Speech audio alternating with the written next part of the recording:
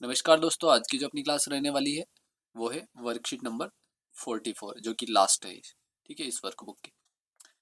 सवाल नंबर 1 दे रखा है, दो सिक्कों को एक साथ उछाला जाता है, इसकी क्या प्रायिकता है कि दोनों सिक्कों में चित यानी कि एच या पट यानी कि टी प्राप्त होगा। ठीक है, तो ये घटना अपन देख चुके हैं पहले। तो कुल परिणाम जो होंगे वो कितना होता है इसमें हमेशा 2 की घात 2 यानी कि 4। और 4 कौन कौन से होंगे? हेड, हेड हो सकता है, टेल, टेल हो सकता है, हेड टेल हो सकता है, और टेल हेड हो सकता है। ये चारों परिणाम। ठीक है, अब इसने कहा है कि दोनों सिक्कों में चित या पट, दोनों सिक्कों में चित या फिर पट आने की प्रायिकता। ठीक है, तो प्रायिकता अपने को पता है कि दोनों सिक्कों में या तो हेड आ रहा है या फिर टेल आ रहा है, तो ऐसी कितनी घटना है? 2 है, और टोटल कितनी है? 4 है। तो इसका आंसर जो हो जाएगा वो क्या हो जाएगा? 1/2 हो जाएगा। ठीक है, इसी तरीके से एक पासे को एक बार फेंका जाता है, यानी कि एक पासा है उसको कितनी बार फेंका जाता है? एक बार।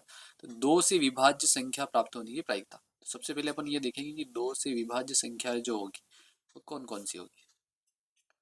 संख्या प्राप्त करने की प्रायिकता। ठीक है, तो टोटल जो है वो कितनी है? 6 है, अपने को बताया 1 से लेकर 6 तक। अब 2 से विभाज्य संख्या कौन कौन सी है? तो एक तो 2 होती है, दूसरी 4 और तीसरी 6 होगी। यानी कि 3 संख्या ऐसी है जो 2 से विभाज्य। तो ये हो जाएगा आंसर अपना 1/2।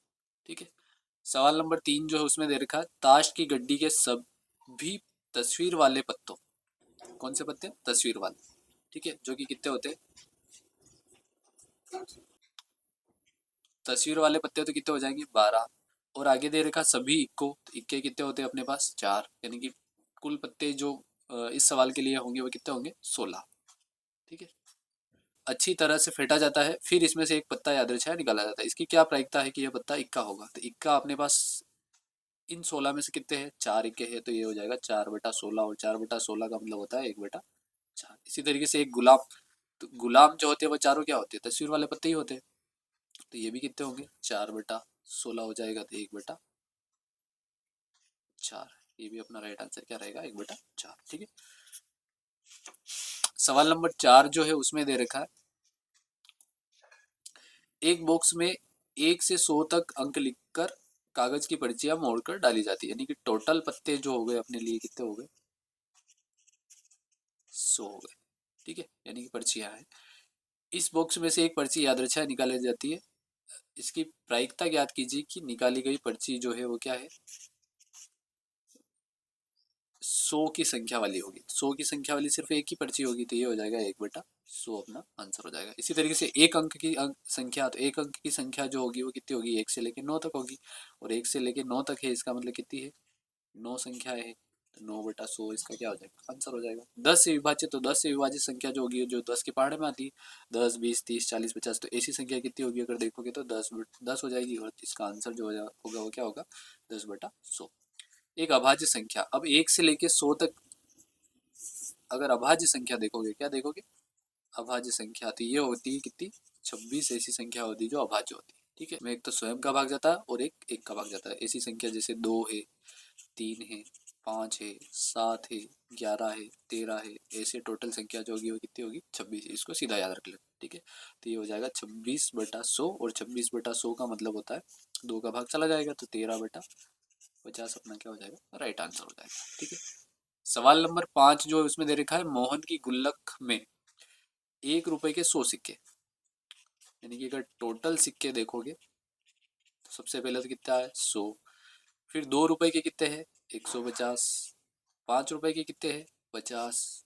तो टोटल सिक्के कितने हो गए अपने पास? 300। ठीक है, अब आगे कह रहा है कि यदि गुल्लक को हिलाकर उल्टा करने पर कोई सिक्का गिरने के परिणाम जो है वो समप्रायिक है, तो इसकी क्या प्रायिकता होगी कि वहां गिरा गिरा हुआ सिक्का जो है वो 5 रुपए का होगा। अब इसने कहा है कि 5 रुपए का सिक्का, तो 5 रुपए के सिक्के कितने थे अपने पास? 50 थे, तो 50 बटा क्या हो जाएगा? 300 हो जाएगा। 50/300 का मतलब होता है 1/6 हो जाएगा। ठीक है, अगला दे रखा है 1 रुपए का नहीं होगा। अब एक ऐसे कितने सिक्के हैं जो 1 रुपए के हैं? वो तो है 100। ठीक है, ऐसे कितने हैं जो नहीं है? वो कितने हो जाएंगे? 200, क्योंकि टोटल अपने पास कितना है? 300 है। ठीक है, तो ये हो जाएगा 2/3 अपना राइट आंसर हो जाएगा। सवाल नंबर 6 जो उसमें दे रखा है, एक पासे को 2 बार फेंका जाता है, इसकी क्या प्रायिकता है कि दोनों पासों में समान अंक प्राप्त होगा। ठीक है, दोनों पासों में क्या प्राप्त हो रहा है, समान अंक। तो ऐसी घटनाएं अगर देखोगे तो इसमें कौन कौन सी होगी, जैसे 1 1, फिर क्या हो सकता है, 2 2 हो सकता है, 3 3 हो सकता है, 4 4 हो सकता है, 5 5 हो सकता है, 6 6 हो सकता है। तो ऐसी कुल घटनाएं जो होगी वो कितनी होगी, 6 हो सकती है। और अगर इसका एक पासे को 2 बार अगर फेंकते हैं तो उसकी कुल परिणाम अगर निकालोगे तो क्या हो जाएगा, फलक तो अपने पास 6 है और उसको फेंक कितनी बार रहे, 2 बार, यानी कि टोटल कितना हो जाएगा, 36। तो 6/36, और 6/36 का मतलब होता है 1/6। ठीक है, दोनों पासों के अंकों का योग जो है वो कितना आ जाए, 7।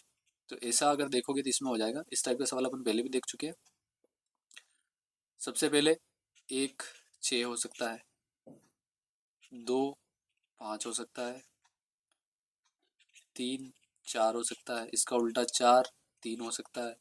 फिर इधर देखोगे तो 5 2 हो सकता है, और एक और 6 1 हो सकता है। तो यहाँ पर भी देखोगे तो घटनाएं जो होगी वो कितनी होगी, 6, और 6/36, इसका मतलब ये हो जाएगा 1/6। ठीक है, एक पासे पर 6 से कम अंक का अंक प्राप्त होगा।